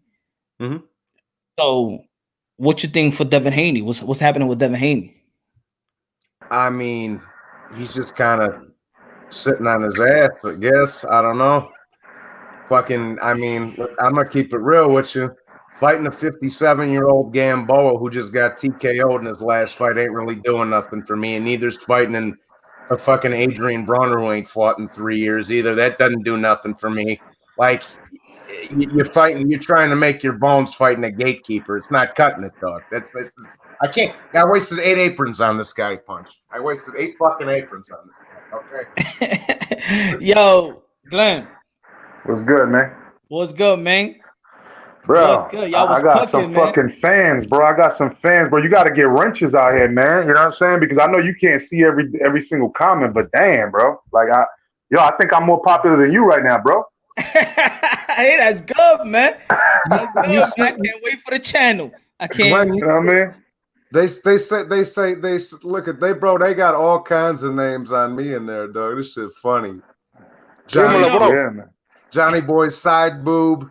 Johnny Boy's fucking. Yo, bro, ¿qué está pasando aquí, bro? You see the shit, bro? They trying to use my shit, bro. I need that revenge, yo. You gotta give it to me because these niggas is using a fake account out here. They gotta get off my dick, bro. For real. Yo, I'm gonna tell you. ¿Qué locura que está pasando aquí, look? Guido, I'm in the highway, bro. And I'm listening to these. I'm like, I'm driving like 90 or 100 trying to get home so I could jump on this. I'm listening to Johnny, and then Johnny, I'm in a red light. Boom, I'm about to jump on, and then he goes, oh man, they like, yo, Johnny, you done, man. That's it. Johnny's out there falling asleep on your own live. Boom. All right, let me switch over. Then Black and Brown. I'm like, oh man, they going at it. Yo, and I'm like, yo, I gotta get on. I'm like this speeding on the highway, and then somebody said something. And then Guido was what's up? Man, fuck you. Yo, we went in. Nah, man, they talk too much shit, bro. They don't want to show their face. Bro, they, like I said, they want to come to New York. I play the plane ticket. You know what I'm saying? Yeah, like these niggas be wilding out here, B. You see this shit, B? That's my brother right there. You know what I'm saying? He's hearing it. We ready, bro. We ready to fuck these niggas up. You know what I'm saying? They want to use fake accounts out here, like little hoes, you know? Yeah, bro. You hear this shit, bro? Shit. No, on some funny shit, though. On some funny shit. No, but you gotta give us the ranks, because once we get that, they can't do nothing else. You know what I'm saying? Yo, so you gotta give us funny shit. On some funny shit, Punch, that shit like went from one stream. I know it was on Johnny Boy. I think it was on somebody else's first. Then it was on IOTBA. I don't know if you know him, but it was on Black and Brown. It was on Rivaled. You know what I mean? Like it was like everywhere, bro. They got cooked. That's why they mad today using 20 fucking they got cooked bad. They got cooked bad yesterday, bro. Y'all got murdered last night, y'all hoes. I heard when TBA got on and but I was flipping to Johnny and then Black, because I think they was on at the same time.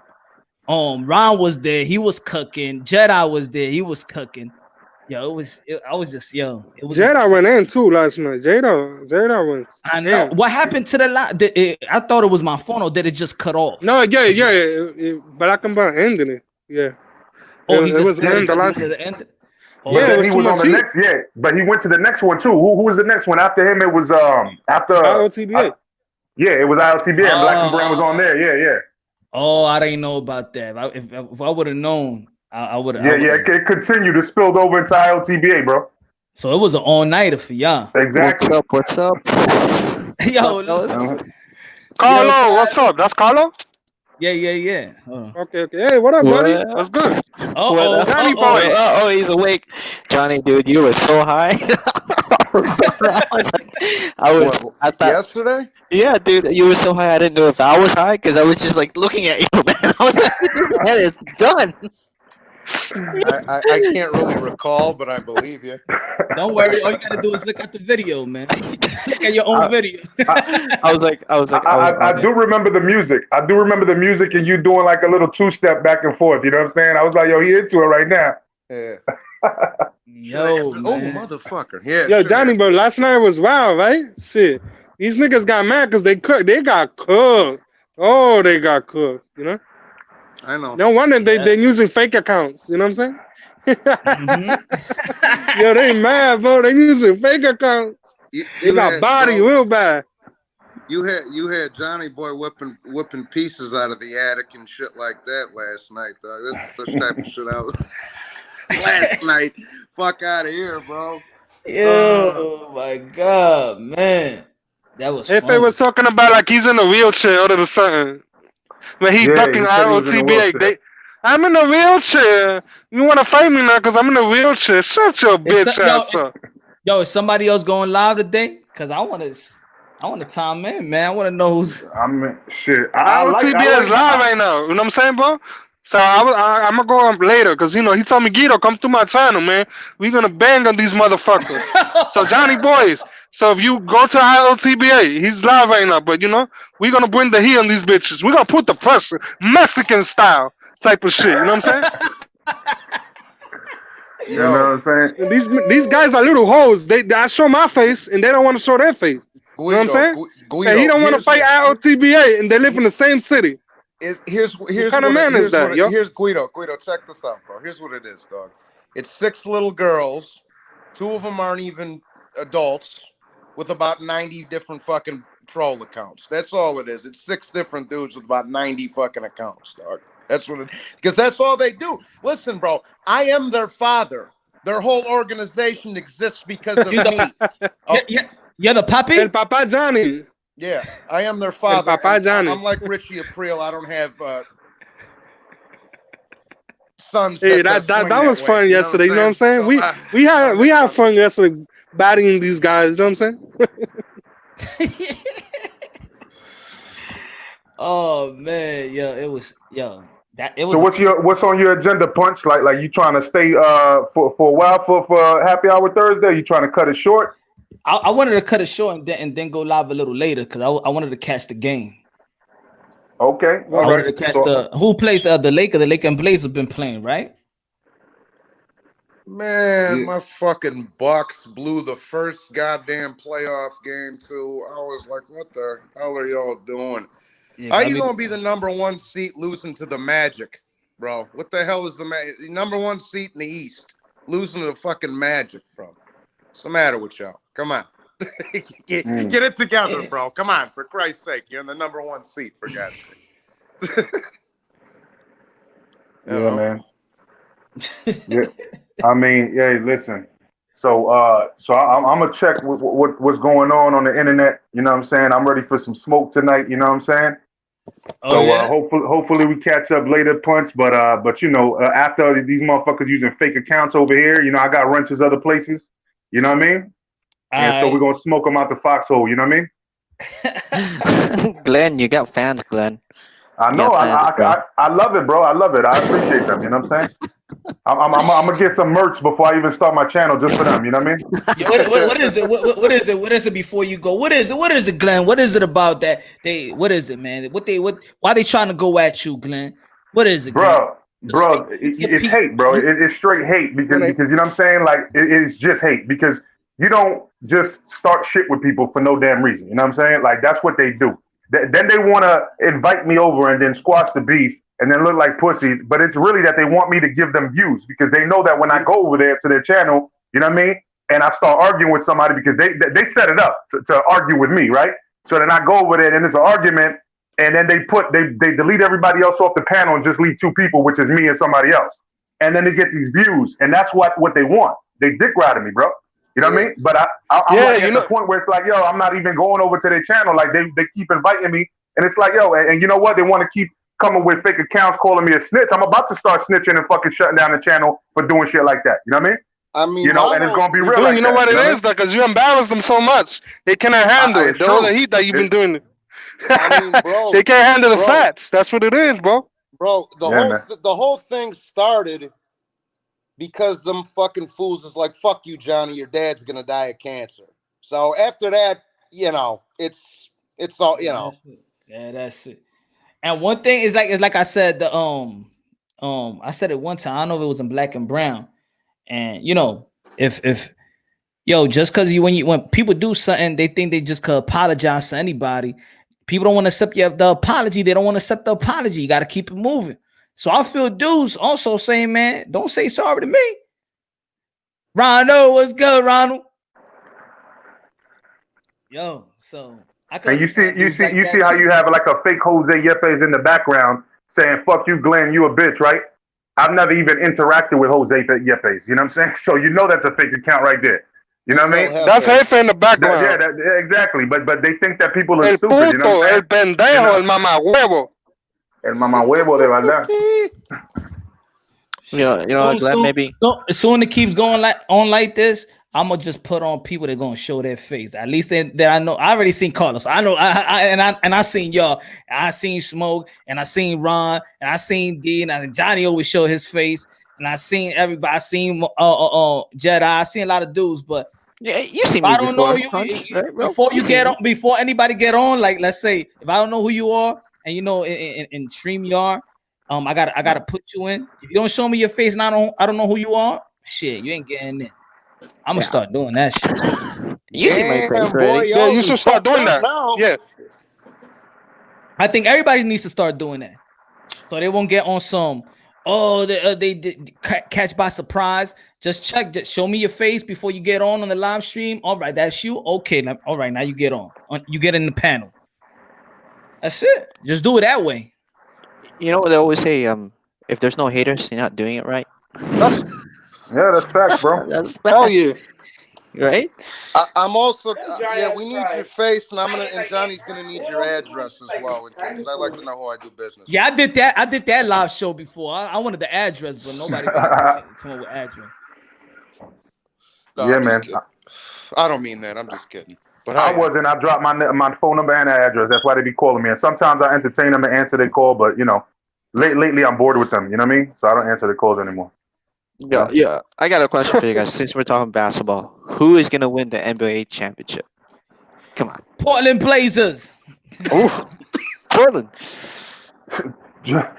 Johnny started coughing at that prediction. Like, what the fuck you said? I don't care as long as it ain't Toronto. I'll slap the shit out of Drake and the rest of Toronto. Fuck Toronto. Okay, no, it's okay. Bro, really? Johnny, I'm from Toronto. Not Martin. Buddy. Martin, it's not mandatory really to show your face, but I'm saying that if you're coming at me and you're hating on me, I really want to see that. I'm talking about me. I really want to see who your face. I want to see somebody's face. If they're hating on me, I would like to see a face first before, you know. I want. But they're not gonna do that. That's the thing. They're not gonna do that. They're too pussy to do that. You know that. Yo, I got an oddball prediction for White and Povetkin. By the way, I think Povetkin might. I think so too, bro. That dude's an Olympian, bro. He's got a lot of experience. You got to remember, Dillian White only had like 7 amateur fights, bro. This dude had fucking 300 of them, and I mean, he's older and all this other shit. But you a fool if you just completely write Povetkin off. I know he's older, but like he's wild too. Even with AJ, bro, that left hook was getting in, and he rattled, and it rung AJ's bell a little bit too. He's wild too, man. He's wild. Dillian White, and he's been dropped a couple times, so it's not like he's on some technical type of fighter that he's not special. You know how to promote himself. He got power though. He got power, but he ain't special. You know, he ain't special to me. He's good, not special though. So I mean, I wouldn't be surprised if Povetkin beats him.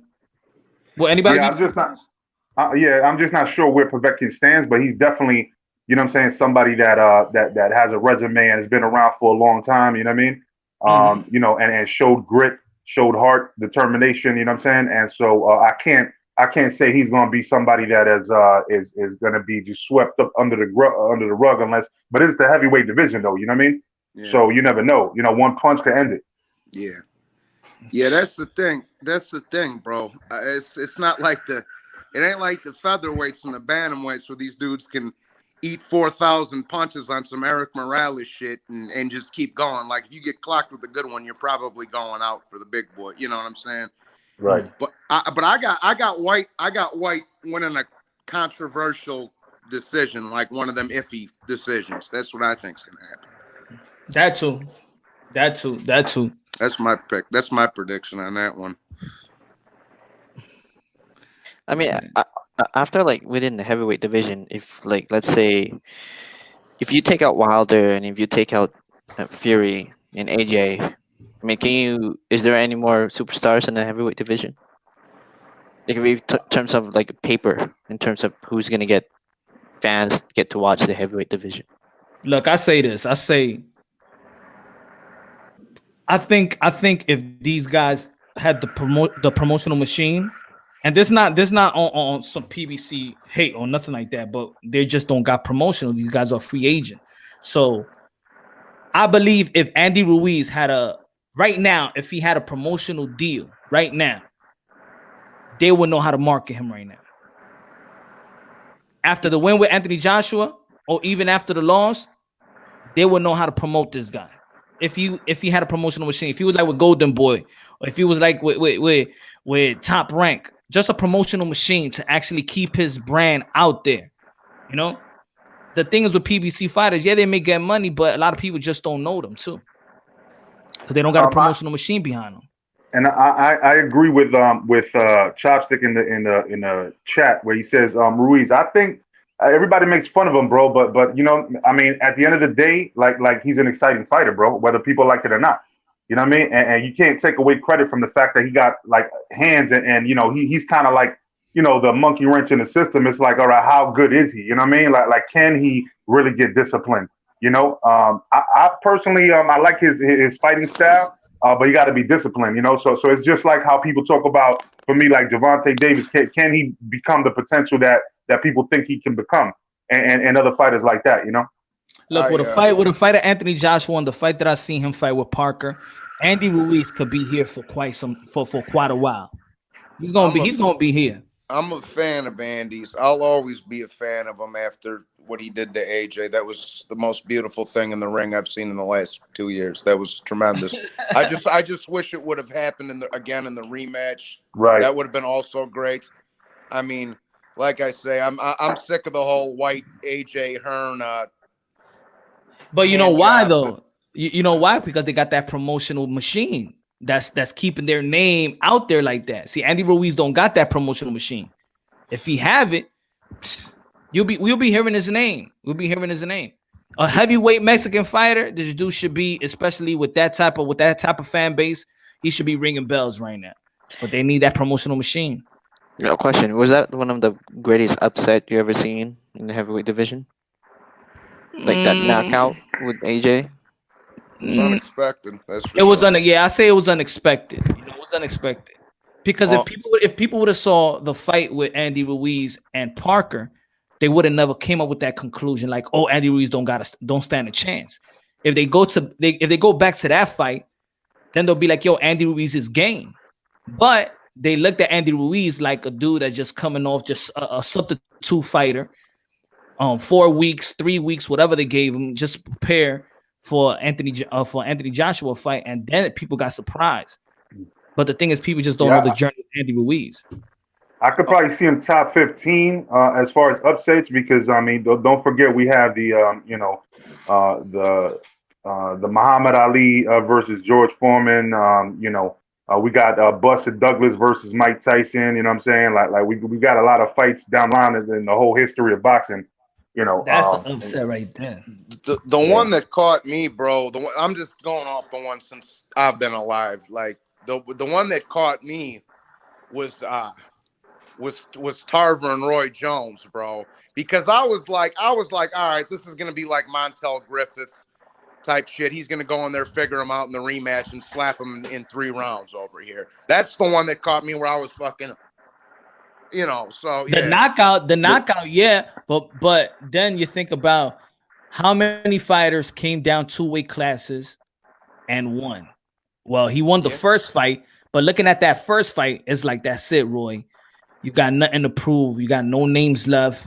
It's time to. I mean, what names he had left? That's it. Was it at that time to hang up the gloves after he lost that fight? Because after then he had, I don't think that it was time to hang up the gloves. It was there's just a period of time when there's nothing left to prove. I think he had nothing left to prove at that point. That's it. But that was like Monzon, Carlos Monzon. He just like, all right, well, I'm done with this. Like, there's nobody else. And look at Vitaly Klitschko too. You know what I'm saying? He just kind of like, hey, you know what? I'm done with this. You know what I'm saying? I don't have the hunger. I already beat everybody. I'm done. Yeah. Some fighters just don't know when to stop. Yeah. I think to come down 25 pounds and lose 25 pounds to fight Tarver in the same year, that was too much. You can't do that. Yeah. And he looked at a shell of himself on that first fight. They gave him that win. So right after that win, you came back down. You got the title. You know what? That's it. Bounce. That's it. Tarver said, you think Roy's the best pound for pound fighter in the world? He said, no, I don't even think he's the best fighter in Florida. Yeah, but now he's talking about Roy Jones Part 3. I don't know about that one now. You know what I mean? Like, he had his number, back then. I don't know if he still got his number. I don't know, man. He's another PED dude, too. I like to sweep that under the rug, too. Who, Roy? Antonio Tarver. No, Antonio Tarver. He got caught. Didn't he get caught?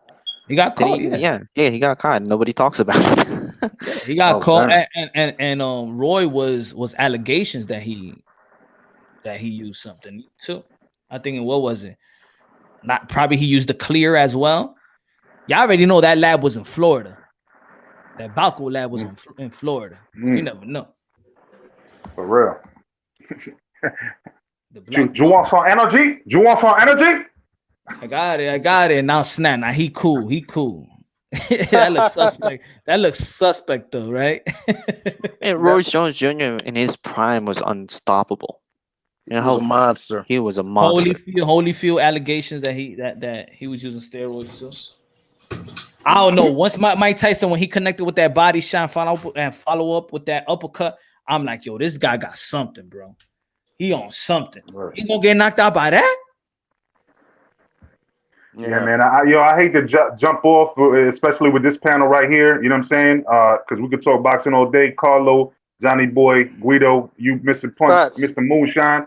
But I gotta time off for a minute. Yo, but I'm a time off too, yo. I'll probably be back probably on the midnight. But yo, let me know. IOTBS live. If you want to come through the smoke right now. I'm gonna check it out. I'm gonna check it out, yo.